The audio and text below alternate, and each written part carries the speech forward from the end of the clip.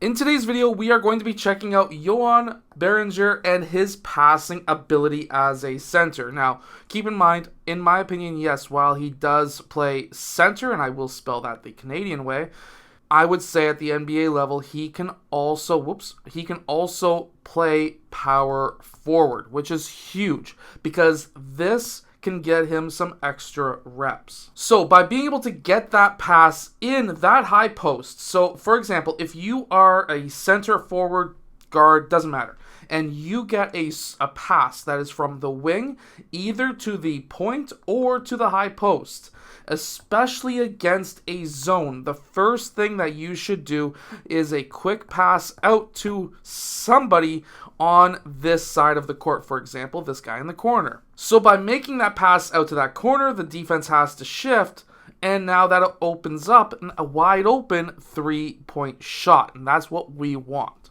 And yes, this shot does go in, which is absolutely fantastic, so great pass by Johan. Okay, so after struggling to get this rebound, he's able to collect that ball, and it would have been nice to have some off-ball movement, but there was a man wide open underneath the rim, and he was able to see it with his vision. He fake passed out here first, and then made the pass down to that post, where they were able to get a quick basket. So, can Joan Beringer be the next Jokic? That's a very good question because of his passing ability.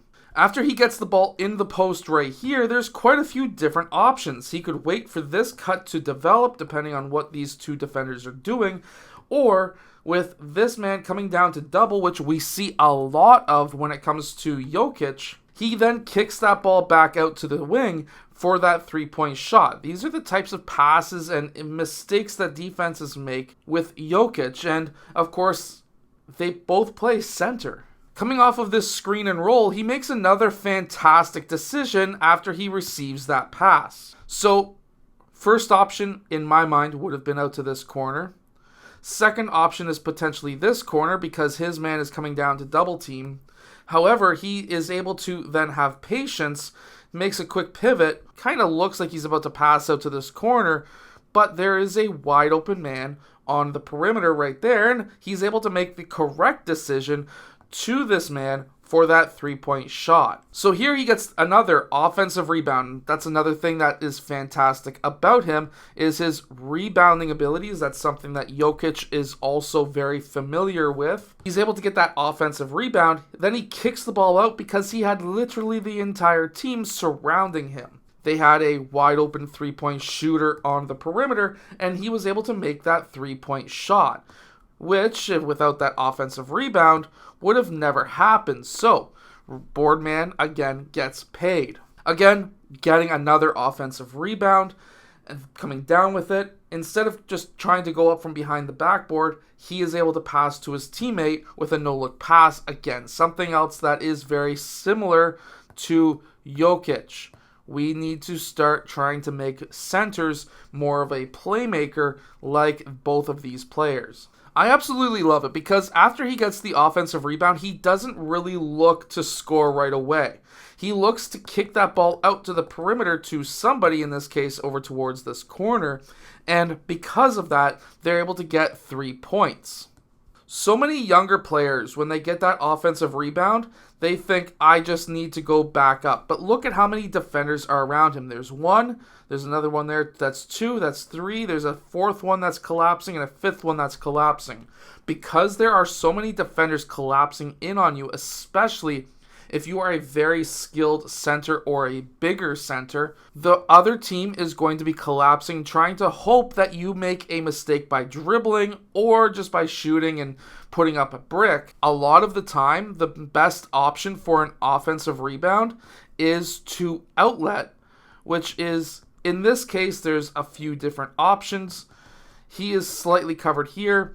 Could make the kick out here, but he's quite a bit further, and that's not exactly that far of a closeout. But there's nobody guarding him. So Johan is able to make that pivot. He's looking for somebody, keeps the ball nice and high above his head, and then he kicks it out to the corner, which was the correct decision. And he also kept the ball above his head, which is something that you need to do after a rebound.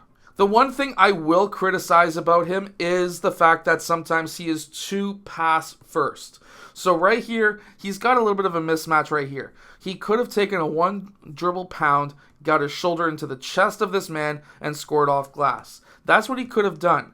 However, he's not even looking to score here. He's just taking a quick dribble behind the backboard. He is no longer a scoring threat. This guy needs to get out to the corner. Why are you trying to double with a man underneath the backboard who's not really necessarily looking to score? Now, this move could be useful. He could use his shoulder to get preferential position underneath that basket, and he could go up. However, he didn't do that. He's got a teammate that is cutting to that low corner, and he's able to kick that ball out for a 3-point shot for his teammate. So while that is a good pass, he could have been a little bit more aggressive scoring, and that's my only real hit on Joan Beringer. He's a fantastic player. Make sure to go check out my center complete guide, ultimate complete guide, down in the description below.